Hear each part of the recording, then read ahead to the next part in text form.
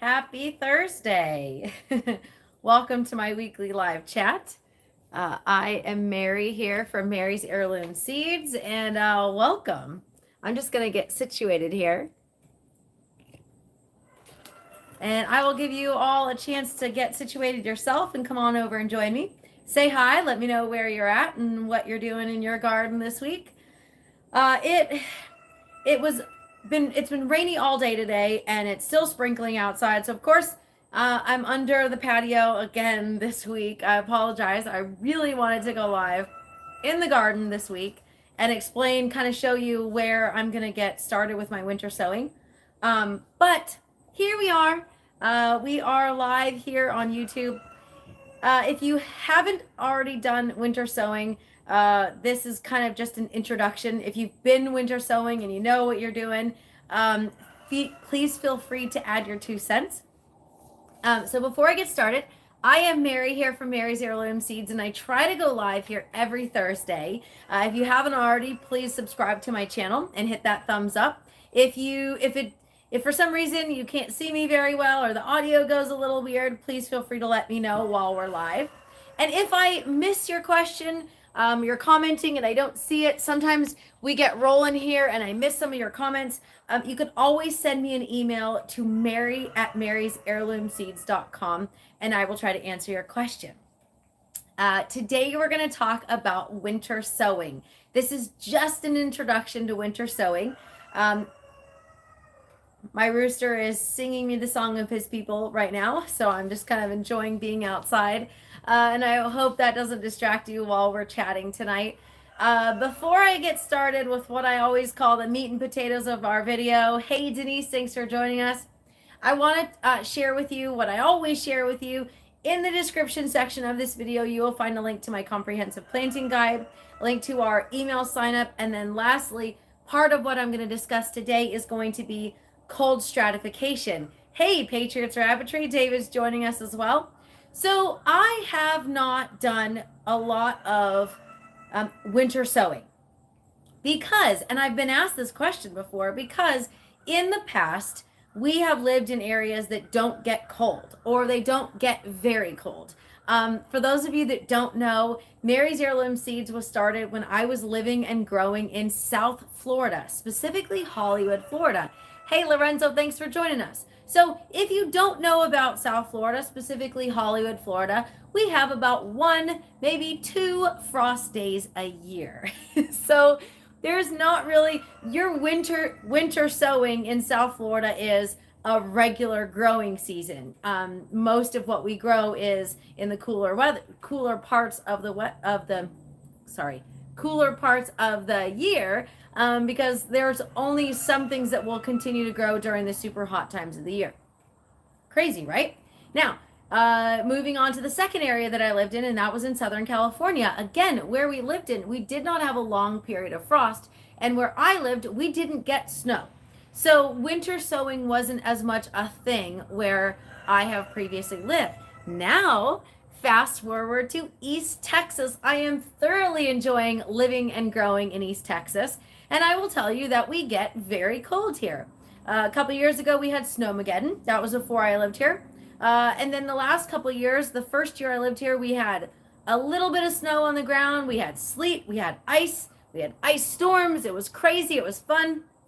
Kind of fun, but not necessarily fun. I don't know if that makes sense, but it's different. So now I have an opportunity to do the actual winter sowing that most people are familiar with.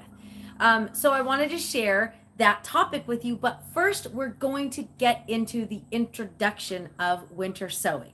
What is it? If you've never done winter sowing, this is going to be something new, obviously, for you, and it's newer for me to actually be doing. I know about what winter sowing is. Now I actually get a chance to participate. Sorry, something bit me.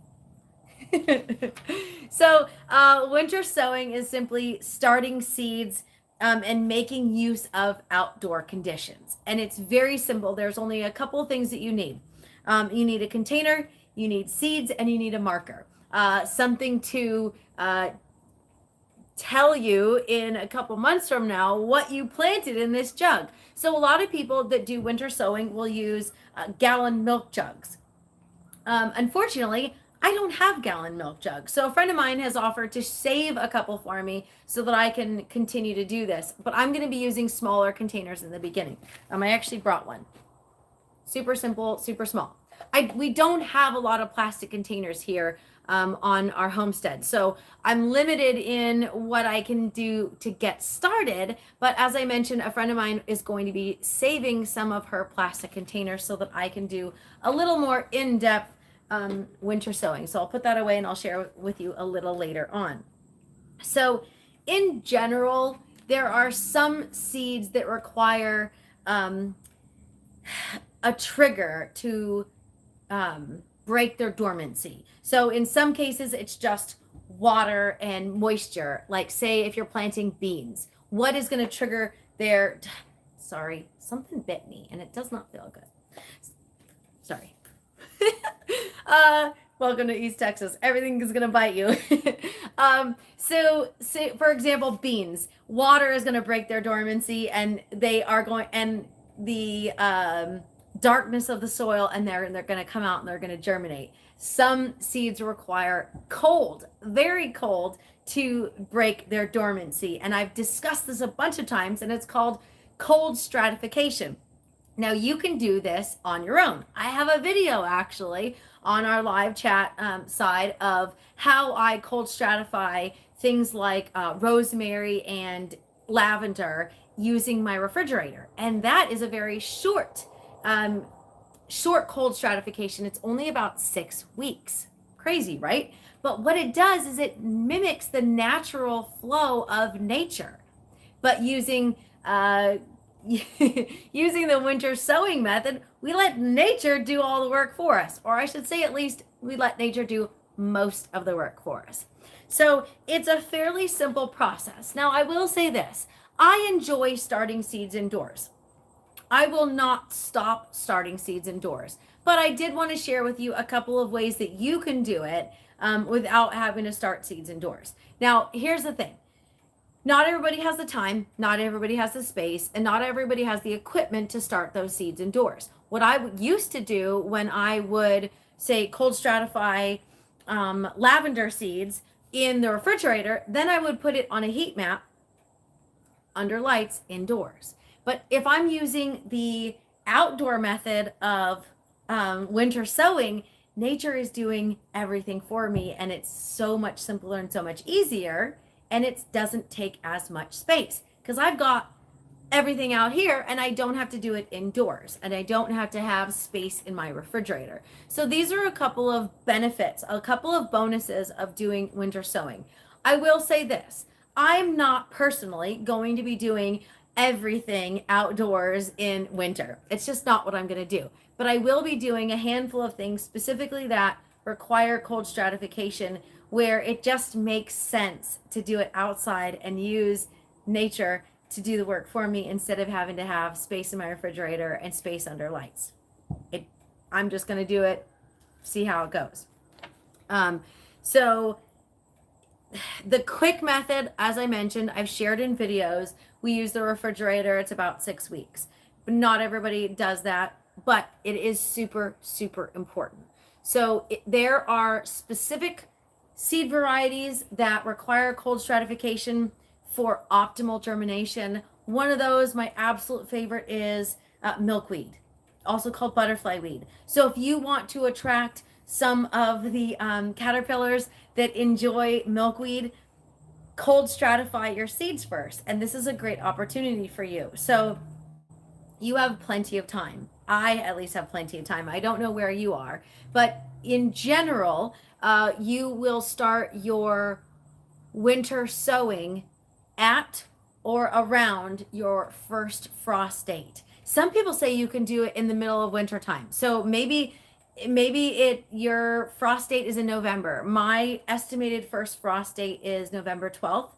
But maybe I don't want to do it in November. Maybe I want to do it in December or January because I still have enough time to do the outside method. But the reason I wanted to discuss winter sowing today is because it's October 26th, and we might actually have a first frost on November 1st. So I wanted to be prepared. I don't know about you, but I do like to be prepared for some of the things. So maybe I need to gather some things. Maybe I need to gather my plastic containers. Hey, Matt Farms, thanks for joining us. Maybe I need to gather the seeds that I want to cold stratify. Maybe I need to make a list of the seeds that I want to cold stratify, and I'm not sure. I don't know about you, but with so many seed varieties available to me, I do, sometimes it's hard to break down what I want to start first. But I did, specifically for this video, what my first round of winter sowing will be, and I'll share that with you in just a second. So just to recap, for those of you who are just joining us, if you haven't already, please hit the thumbs up and subscribe to our channel. We are actually going to be announcing a couple things coming up, not on YouTube, but it's going out in our email. So in the description section of this video, you'll find a link to my email sign up. October 31st, we are going to announce the garden gift guide for Mary's Heirloom Seeds. And then November 1st, we are announcing all of the new arrivals for 2024, and that's when we swap out all of our seed stock for 2024. So for those of you who have not purchased seeds for Mary's Heirloom Seeds, now you know. Or if you didn't know already, now you know. You can always sign up for the emails and we'll send you that information. We don't sell your information, so if you sign up, you're only going to get stuff from Mary's Heirloom Seeds. So tonight we're talking about winter sowing. If you haven't already done winter sowing and you do have a decent winter weather, this might be a great opportunity for you to start a couple seeds outdoors. So the basic, let me grab my container again. The basic function of winter sowing is allowing nature to cold stratify your seeds, but also not everybody uses seeds that require cold stratification. Some people use things like lettuce and tomato seeds, because what you do is, imagine for just a second that this is a gallon jug, that it's not just a sports bottle drink, because I don't have a gallon jug, but I'll have a bunch of gallon jugs before we get started. So imagine this is a gallon jug. So you're going to take this jug and you're going to cut the top off here. Okay, you're going to keep that top. You're going to fill the bottom with soil. I think the rule of thumb is approximately 4 inches of soil. Then you're going to moisten that soil and you're going to sprinkle your seeds in there. Okay, then you're going to take that top that we cut off and you're going to tape it back on. Now, everything I've seen says that you don't need the lid for it, because most of the times on a gallon jug, the lid, the opening on the top is small, and you do want airflow. You don't want to completely seal up your container. Everything is going to need some airflow because you don't want anything to build up in there. So you've got your soil, you've got your seeds, then you tape the top. Make sure you label it, because I can't tell you how many times I get emails asking, hey Mary, I planted the seed and I have no idea what the seedling is. Can you identify it for me? So make sure you label your containers. Now the idea is that you leave this outside during winter, and then as the weather gradually heats up, it is naturally creating a greenhouse effect on your seedlings and on your seeds, and everything is going to start to warm up. And then your seeds are going to germinate in this container. And then as it gets sunny and as it gets warmer, you can peel that tape back, take that top off, and now you have a container that has seedlings popping up.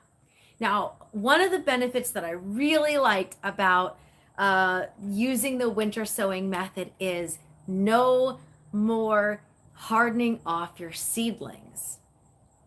This might be a game changer for 2024. I'm not 100% sure because I'm looking into the future here. I don't have a glass ball to look into the future, but I'm just thinking that if you are starting a lot of seeds, and especially if you're doing it indoors under lights, which again, I'm not knocking it because I'm still going to be planting seeds indoors under lights. But I'm just thinking the benefits of not having to harden off your seedlings if you're using the winter sowing method. So that's one of the things that really got my attention is, hey, there's no more 7-day hardening off my seedlings, having to take them in and out, in and out.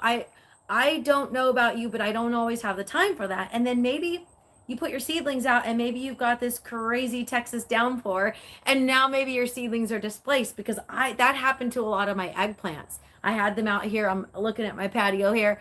I had an area specifically for my eggplants, and I was working. I wasn't even thinking about it, and we had this crazy downpour, and just whoosh, there go all my all my seeds and my seedlings. So that might be a really super beneficial, is not having to do the hardening off of multiple seedling trays before you plant outside. So to me, that might be worth it.